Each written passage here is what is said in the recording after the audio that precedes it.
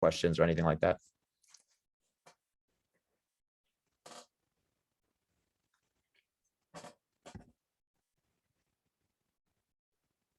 Anyone? If not, I'll let you guys go. But if you do have any questions, again, I'm open to, this stuff is, I'm open to continue talking throughout the week and stuff like that. But just if anyone thinks of anything, you can let me know. I don't think there's anything. Yeah, someone. I have more of a comment. Yeah, go ahead. Yeah, I'm driving, so I'm kind of in and out of it, but I do agree with what you're saying about making a choice, and it's going to be hard either way. Every single choice you make, if it's a positive choice, the negative choice is just as bad. That you could go through that change and tough that out, or you could feel the lack of that change at a later date. For instance, if you're supposed to save, let's talk about saving money. You're supposed to save a couple $1,000 to have as a safe, as a savings account, whatever the case may be. And yeah, if you may struggle with saving that amount of money. It might be the summertime. You might want to spend that money right away, and it will be tough for you to save that money right now. But it's also tough if you run in, your car breaks down and you need your car to go through, get to work, whatever the case may be. So both are tough. You could either take a control change and run through that, the toughness of that change, or you could at a later date have still have a tough time. So either way, it's going to be tough. Right. And right. that could really help with trying to accept change or making a change. Right, for sure. I love that. Yeah, it's exactly that, right? It's like that. Again, you kind of accept it. And that's, again, that's your brain tricking you, right? The whole thing, that inherently, right? It's like, okay, I need this emergency fund for the future. But in that moment, your brain goes, oh, well, but right now is more important. Or like it thinks that, it pretends that if you put off the discomfort, that like it will be less in the future or something like that. That's how we like justify it. Like we know that we're going to be uncomfortable in the future if we do that, if we do that thing, right? If we spend the money now, if we eat the Oreos that we're not supposed to, if we skip the workout, if we have the argument or whatever, but like our brain justifies it by pretending like, oh, it's different now. Like, like I'll deal with that in the future, as if it's not going to be actually worse in the future, because usually things compound and negative things get worse and positive things get better. So if we can do like the positive thing, there's power of that compound interest is going to pay off. Again, either way, it's happening. So the negative compound interest is going to make things worse in the future. Or if I can just start right now with the positive things, that positive compound interest will actually build over time. Does that make sense? I don't know. Dustin, you have something to say? Yeah, I just wanted to say that typically my problem wasn't always starting a change, it was always continuing with it. And I would get a gym membership. I'd go for 3 months, I'd find some results, and then I'd ride that high for the next 6 months. And I'm like, oh, I'm fine now, but I can go back to eating cookies and chicken wings and beer for the rest of my life. And it always turns back around, and then it goes back into the same depressions where I'm like, now I'm at that point where I need to find the ambition to do it. And like you were saying, the quitting is, I have it in the back of my head. I work a 16-hour day. I don't have the time to make it to the gym. Or I get 3 hours a day of free time. Why am I going to spend 1 hour of it in the gym to work out? I eat like crap. So like, there's really going to make no difference. So like the change from the very beginning, from eating better, it has to be more consistent than just tomorrow or the day after. And that's where I've always fallen apart, is just that level of consistency. And that's kind of what I'm looking for out of this program here. Right, for sure. And again, everything I always say, easier said than done, right? It's not like just saying like, oh, I need to be consistent makes it so, but that's exactly what you just said. That is cognitive dissonance right there. It's like, I know that I'm supposed to be exercising for my health. Yeah, I have that one thing. But then I also have in the other side it's tiring and it's whatever. I don't have the time for it, and I don't want to do it, but I know that I'm supposed to. So how do I justify it? Oh, well, actually I have pretty good results, that I don't really need to keep going or something like that. Like your brain it tricks you into doing it. So the point is just kind of with this stuff, hopefully it's just, if I can see it coming, I might be able to, instead of what'll happen is, or what's happened in my experience is, right, you'll do that again, you get a 3-month streak going, and then all of a sudden you stop, and then you don't really realize it until like 2 weeks later, when someone goes, hey, you're going to the gym, and you're like, I haven't been to the gym in like 2 weeks. You don't even think about it in that moment. It's not until after the fact and you're looking back on it like, oh shit, I kind of fell out of that gym habit. Whereas now what we're doing is, I want to be able to see it coming, because it's going to come either way. Again, this is not about like that feeling is still coming. The point is, do I see it before it happens where I go, oh no, I'm falling back into old patterns right now? Or is it after the fact where I'm like, well, I'm already 2 weeks already, screw it. I already screwed myself. And then I'm back in the same loop that I'm at. So this is just about observing and seeing the patterns before they play out over and over, because humans are creatures of habit, and the same patterns, right? What you just said, I'm sure that hasn't only happened once. Most of us, the same things that we struggle with, we've struggled with over and over and over and over and over. And if we haven't, then it's not really something that matters that much, right? That's the thing, right? If something happens once, it's an anomaly. You don't really have to fix that. It's just like, okay, that was bad luck. But if I have seen the same patterns playing out my entire life, then it's like, well, I should probably fix that, because it's probably not going to stop. It's going to just keep going that way. Yeah. The second one of those circumstances was definitely me that you gave, not it's happened multiple times where I would get a streak for like a couple of weeks, a month, 2 months, 3 months, where I'd want to go to the gym all the time. And then I'd be like, yeah, I just went 2 days ago. I just went last week. It was a month ago. I'm still good. My diet's still right where it should be. And then all of a sudden it goes into a complete backslide. And right. And again, that's why I think, I think it's important to just be like, that's not you being weird or broken or anything. That's just humans. Everyone in this room is nodding because we've all done the same thing, right? And like that's the whole thing. Is like, we have this expectation of ourselves that like this should be easier, or like, I don't know, like why am I like this? But it's like, this is how we were made, and that's why we're it is a hard thing to fight back against, but this is the work, So I appreciate it. I appreciate you being honest and saying that as well. Anyone else have any comments or anything like that? Yeah, go ahead, Bree.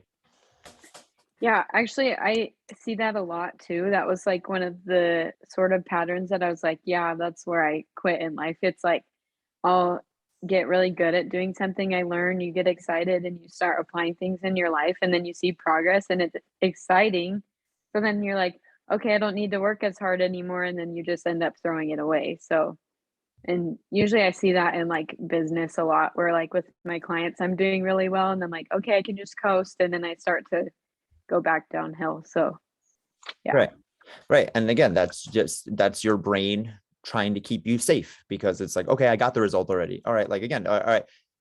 I get it in the beginning. It's like your brain is always just justifying things like, okay, like, yeah, this is hard work, but we're getting this new thing. It feels good. We get that dopamine rush or whatever it is, but then when you got it, it's kind of like, okay, like, what have you done for me lately? Like, where is it? And that's why I'm big on, those small wins and celebrating, because we have to create these things, because it's very easy. You're still actually getting the thing, right? You're still getting the result, but your brain just goes back to that negativity bias, where it's just like, okay, well, it's not that important. Let's focus on the more negative things. Let's focus on whatever else is going on. And that easily makes us, switch that off. So having that thing of like always looking for small wins is one of the really key things that can theoretically help fix that.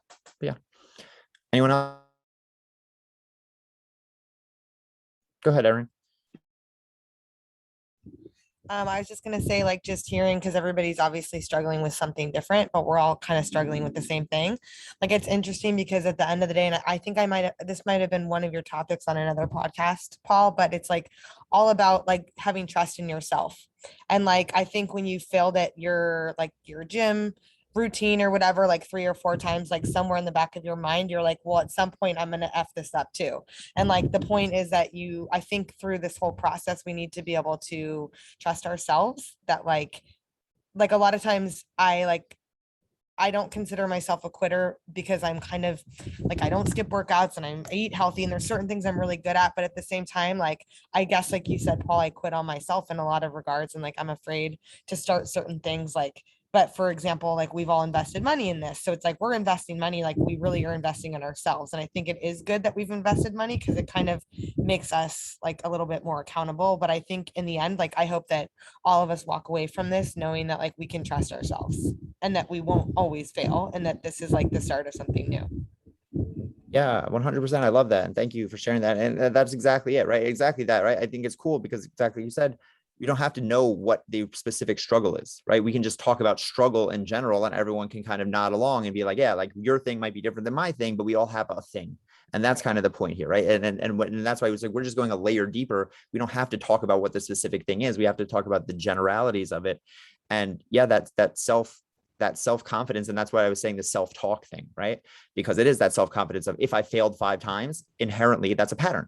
And now my brain goes, okay, like obviously I'm going to fail the 6th. I already know what's going to happen. Like, why would I expect anything different? It would be foolish to expect anything different, actually, because evidence has shown me that we already know what's going to happen. So how do you fight back? How do you fight back against that if that has been the case? Because that very well can be the case that I failed 10 times. Does that mean I have to fail the 11th time? Of course not. But to my brain, it does. So the way that I fight that is by programming it with my words, with things like this, with positivity, with, it's as corny as it sounds, like be positive, but like it's real because you have to give your brain another option. Because if all it knows is failure, it's going to go, well, clearly I'm a failure. There's, I know how this story ends. It has no reason to even give you another chance. But if through your words, through your affirmations, through reading books, through listening to podcasts, through all the stuff that we're doing here, you're programming it in a different way. At least you give yourself the chance to say like, oh, I actually can do this. And that's like the most powerful thing probably, because that is squarely, we talk about internal and external locus of control, that is squarely within your control, right? That is something that no matter what your financial situation, no matter what your living situation, no matter what, you can control the words that you say and, the way that you talk to yourself. Again, it's hard. What happens, that's why one thing I start people with is just try to notice. Not even trying to change anything. Just try to notice when you start to say, like, I catch myself all the time saying should, next, I think 2 weeks, we're going to do a whole thing on shoulds. But like, whenever I say should, like I catch myself now. Like if I say it, I'm like, I'm not supposed to say that. Like I literally say out loud, if I'm talking to someone, I'm like, I know I should be doing this. I'm like, wait, I shouldn't be shoulding. I shouldn't be shoulding, which is the thing already. But I'm just saying, I literally catch myself doing it. And that's the first step. That's the awareness piece. So that's really what it is just trying to be more aware. And I do think that everyone has the ability to, because as hard as this stuff is in human nature, I also know that humans can do amazing things. And that's the point of this as well. So I know that even though it's challenging, every single person here can do whatever it is that they set out to, because everyone can. Anyone else have anything to share? All right. If not, thank you all for coming. Paul, I just got one more. Yeah, go ahead. I got one comment and one question. So it was really, I think your point about negativity biases just made me realize that I actually do struggle with that a lot. There's you do 100 things right, and the one time you do something wrong, that's what you remember the most. And my second question would be: you mentioned that sometimes you first there's awareness, and then you start taking in information. How do you discern what to do next, or what to pick for action? Right, for sure. So again, this is why, this is why it's a loop, because it's an iterative process. There is no right answer. And that's the hard thing, right? We want an answer, right? Okay, this is my struggle. Just tell me what to do and I'll do it. I need potatoes. Tell me how to plant potatoes and grow them, and I will do that thing. But the thing is that you live in a world where there are no seeds and you don't know what'll grow. So it's like, it's a thing of like, we want answers for things that aren't specifically answerable when you're talking about these bigger questions of like human nature and change, right? So the thing is, it's kind of being open to trying different things and being realizing that again, it's a loop, that it's not like I take an action and like I figured it out. It's I take an action and now I'm going back to awareness and education, and I'm constantly, it's a living, breathing thing. So that's one thing, is just understand, like, awareness, accepting that these are not questions that get answered. You don't get to go like, okay, done, check that off the box. It's like, okay, I tried something. Now let's see how it worked. Let's do the whole loop over and over again. And then another, again, just rule of thumb tends to be, in my experience, when deciding between two things or more than two things, the harder thing is the thing that I should be doing, because my brain will tend to avoid that. So the thing that I don't want to do the most is usually the thing that's the most challenging, is the thing that will cause the most change. So inherently my brain says, don't do that, right? So again, whatever the thing is, if we're talking about building your business, building your body, right? It's a very easy example. I use this example all the time. Do I want to watch more Netflix, or do I want to go to the gym? One thing is what I want to do, and one thing is the hard thing that I don't want to do. Inherently, I'm supposed to do the thing that I don't want to do, right? Because that's, my brain is trying to keep me safe. It's trying to protect me. So the thing that's actually challenging is going to be the thing that is actually going to give me the result. The thing that I'm telling myself, that I'm trying to justify, that I'm rationalizing, oh, well, it is kind of cold out. Yeah, oh, there is, I did go to the gym yesterday, so maybe, aren't you supposed to rest? Isn't that a thing? Like, can't work too hard. Like, all these rationalizations are going to go off in my head, and that's how I know that I shouldn't be doing that thing. So like, it's hard to, but it's just pushing yourself towards the discomfort rather than away from it. I don't know if that was helpful, but yeah. Awesome. Well, thank you everyone for coming. I'll send the Zoom recording of this as well, a little probably tomorrow morning, because it has to like download and all that stuff, for anyone wants to watch it again. And then just I'll check back in with everyone about some of the stuff from like the homework sheet and all that stuff. All right.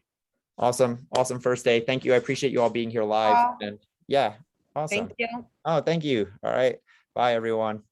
All right. I'll talk to you all soon.